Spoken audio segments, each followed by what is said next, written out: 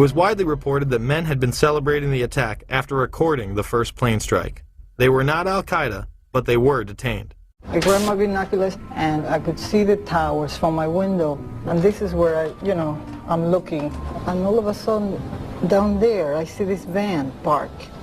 And I see 3 guys on top of the van. And I could see that they were like happy. They didn't look shocked to me. They didn't look shocked. Earlier, we had heard that an FBI spokesperson said that there was a report on the George Washington Bridge, which is another facility which you folks are responsible for policing, a report that there had been a van stopped there that had explosives. Asked this week about another sprawling investigation and the detention of 60 Israelis since September 11th, the Bush administration treated the questions like hot potatoes. I would just refer you to the Department of Justice with it. I'm not familiar with the report. I'm aware that some Israeli citizens have been detained. With respect to why they are being detained and the other aspects of your question, whether it's because they're in intelligence services or what they were doing, I will defer to the Department of Justice and the FBI to answer that. On March 6, 2002, a draft report from the DEA said it may well be an organized intelligence gathering activity. Despite all of this, all the Israelis were let go without any espionage charges being filed. Fox News anchors Brit Hume and Carl Cameron would do a 4-part investigation into these allegations in December of 2001 and yield stunning results. It has been more than 16 years since a civilian working for the Navy was charged with passing secrets to Israel.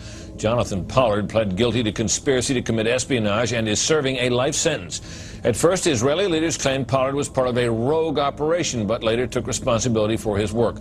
Now, Fox News has learned some U.S. investigators believe that there are Israelis again very much engaged in spying in and on the U.S.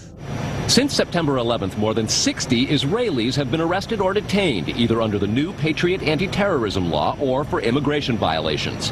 A handful of active Israeli military were among those detained, according to investigators, who say some of the detainees also failed polygraph questions when asked about alleged surveillance activities against and in the United States. Investigators suspect that the Israelis may have gathered intelligence about the attacks in advance and not shared it.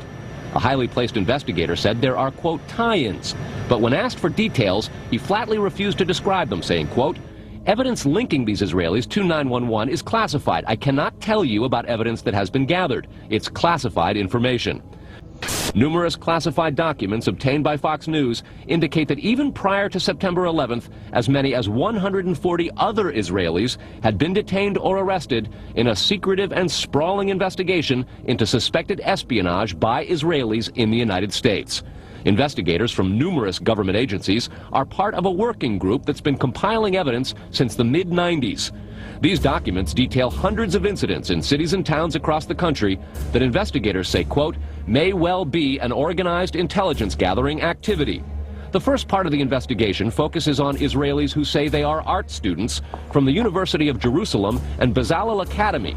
Documents say they, quote, targeted and penetrated military bases, the DEA, FBI, and dozens of other government facilities, and even secret offices and unlisted private homes of law enforcement and intelligence personnel.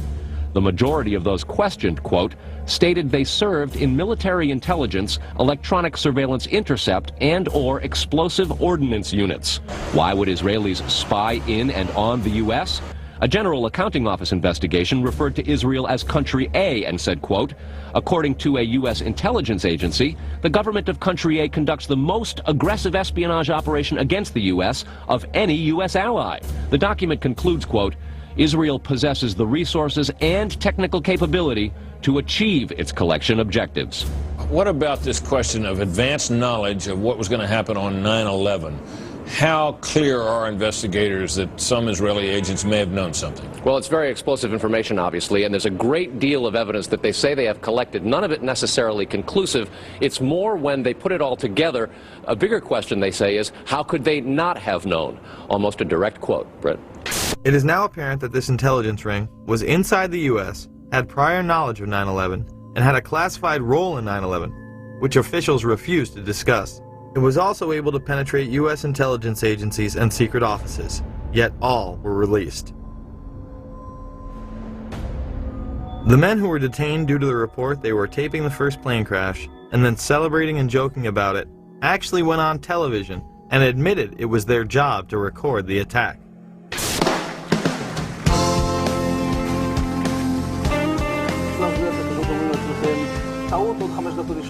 And at that point we were taken for another round of questioning, this time related to our allegedly being members of Mossad.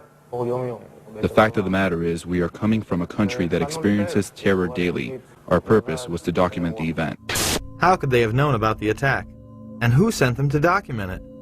The evidence points to a large intelligence network inside the United States that had teams on the ground, such as the ones recording the attack, and electronic surveillance teams gathering information.